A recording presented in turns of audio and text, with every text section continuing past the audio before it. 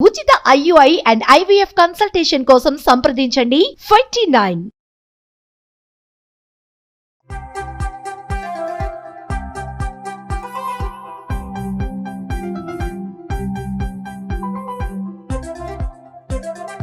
Welcome to Suman TV.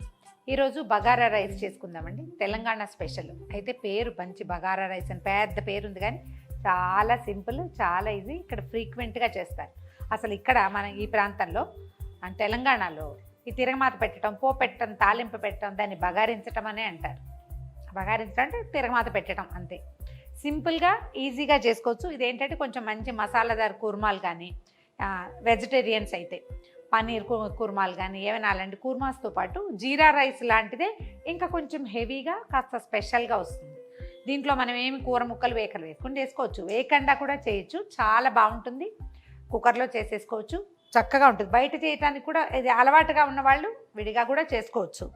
కుక్కర్లో చేస్తే ఏంటంటే ఒక విజిల్తో అయిపోతుంది.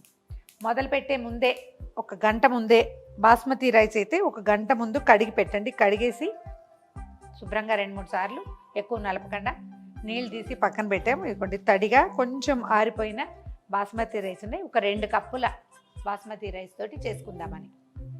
ఈ బగారా రైస్కి నూనె కంటే నెయ్యి చాలా బాగుంటుందండి తాలింపుకి. ఒకవేళ మన దగ్గర అవకాశం లేకపోతే నూనె వేసుకోవచ్చు, కానీ ఒక స్పూను నెయ్యి కూడా వేస్తే బాగుంటుంది. ఓ 2-3 స్పూన్ల నెయ్యి వేసాను, ఇంతే. ఇంకా పైన ఇంకేం వేయను. దీంట్లోకి ఏంటంటే 2 పెద్ద ఉల్లిపాయలు చీలికలు, మనం పకోడీలకు చేస్తాం కదా, అట్లా చీల్చి పెట్టాను. ఒక 1/2 డజను పచ్చిమిరపకాయలు. కొంచెం మసాలా దినుసులు ఒక్కొక్కళ్ళు ఒక్కో రకంగా వేస్తారండి. షాజీరా ఇంపార్టెంట్. మామూలు జీరా వేస్తే మనకి జీరా రైస్ వాసన వచ్చేస్తుంది. షాజీరా వేసుకోవాలి. తర్వాత ఏమో లవంగాలు, ఏలక్కాయలు, దాల్చిన చెక్క ఇవన్నీ వేసుకుని కొంచెం జాపత్రి ఉంటే అది. తర్వాత ఏమో ఒక జాపత్రి పువ్వు, స్టార్ అనీస్ అంటారు అలాంటివి. ఇంకా మరాఠీ మొగ్గ, అలా అనాస పువ్వు అలా కనపడతాయి కదా, వాటిని కూడా వేసుకోవచ్చు మన ఆసక్తిని బట్టి. వాసన బాగుంటుంది వాటి వల్ల. నెయ్యి కాగిపోయింది. దీంట్లో జీడిపప్పు చాలా బాగుంటుందండి. మామూలు బిర్యానీలు కంటే కూడా ఈ బగారా రైస్లోకి జీడిపప్పు భలే రుచిగా ఉంటుంది. 1 స్పూన్ షాజీరా వేసాను. తర్వాత షాజీరా వేగంగానే ఒక 5-6 లవంగాలు, ఒక 5-6 ఏలక్కాయలు, ఈ మాత్రం దాల్చిన చెక్క, తర్వాత మన దగ్గర ఉంది జాపత్రి, స్టార్ అనీస్ 2 ఉన్నాయి.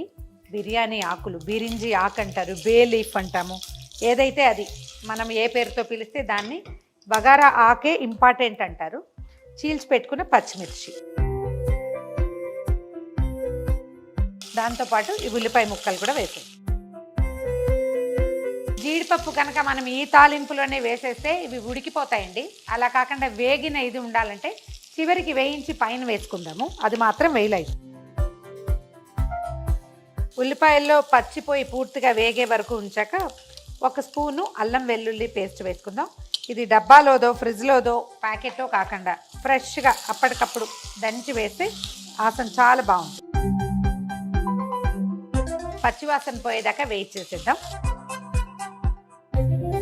అల్లం వెల్లుల్లి వేగిపోయాక చేతి కొద్ది పుదీనా శుభ్రంగా ఒలిచేసి కడిగి నీళ్లు పిడిచేసి పక్కన పెట్టండి. తర్వాత అందులో సగమే కొత్తిమీర. పుదీనా ఎక్కువ, కొత్తిమీర తక్కువ.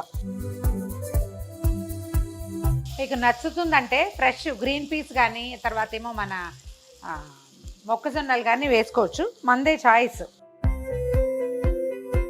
ఒక చిన్న స్పూను గరం మసాలా పౌడర్, మనం బిర్యానీలోకి వాటిలోకి చేసి పెట్టుకుంటాం కదా, అది వేసేస్తే సరిపోతుంది.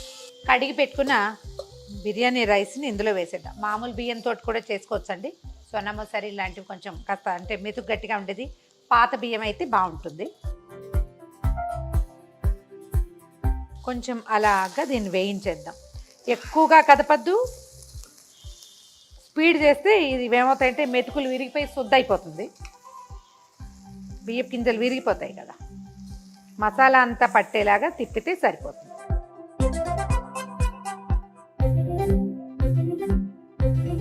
ఈ పండ్లకి అట్ల కాడలు ఉంటాయి కదా, దోసల కాడలు, అవి చాలా బాగుంటాయి.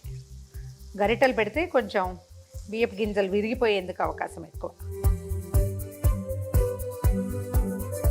ఒక 2-3 నిమిషాల పాటు రైస్ని వేయించేద్దాము.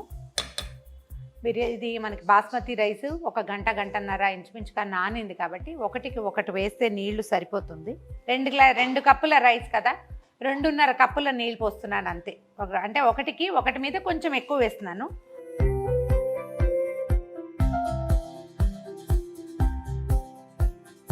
రైస్కి సరిపడా ఉప్పు వేసేద్దాము. ఒకసారి పైకి కిందకి కదిపేద్దాం. నెయ్యి సరిపడా వేసాం కాబట్టి పైన ఇంకేం వేయట్లేదండి. ఒక అరచెక్క నిమ్మరసం పిండుదాం, రుచి బాగుంటుంది. అన్నం బాగా విరిబడి కూడా వస్తుంది నిమ్మరసం వేయటం వల్ల. నిమ్మకాయ వేసాక ఒకసారి కదిపేసి మూత పెట్టేసి హై ఫ్లేమ్ మీద ఒక్క విజిల్ రానిస్తే ఈ రైస్కి సరిపోతుంది.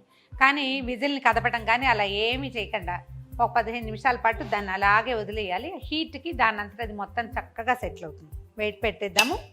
ఒక విజిల్ రానిచ్చి స్టవ్ ఆపేద్దాం. కుక్కర్ ఒక విజిల్ వచ్చింది, ఆపేసాను. స్టవ్ మీద అలాగే ఉండనివ్వండి, దాన్ని కదపద్దు, తీయద్దు. పూర్తి స్టీమ్ అంతా తగ్గిపోయి కుక్కర్ మూత దాని అంతటా అది ఊడొచ్చేదాకా అట్ట పెట్టేసేయాలి. జీడిపప్పులు వేయించి పక్కన పెట్టాను. ఇది రాగానే జీడిపప్పులు అందులో వేసేయటం, ఒకసారి పైకి కిందకి కలిపి సర్వ్ చేసుకోవటమే.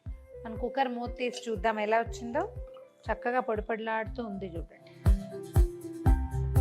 జీడిపప్పులు వేయించి పెట్టుకున్నాం కదా, ఇవి ఇందులో కలిపేద్దాం.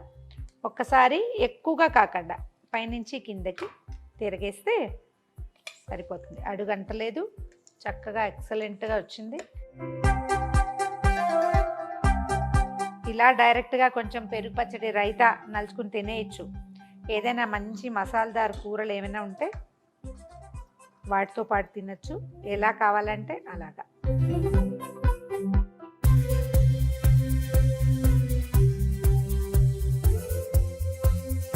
ఘుమఘుమలాడే బగారా రైస్, బగారా అన్నం అని కూడా అనొచ్చు.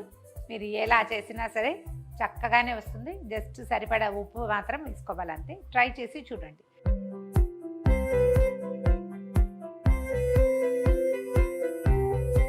ఈ వీడియో కనుక మీకు నచ్చినట్లయితే లైక్ చేయండి, షేర్ చేయండి. మరిన్ని ఇంట్రెస్టింగ్ వీడియోల కోసం సుమన్ టీవీకి సబ్స్క్రైబ్ చేసుకోండి.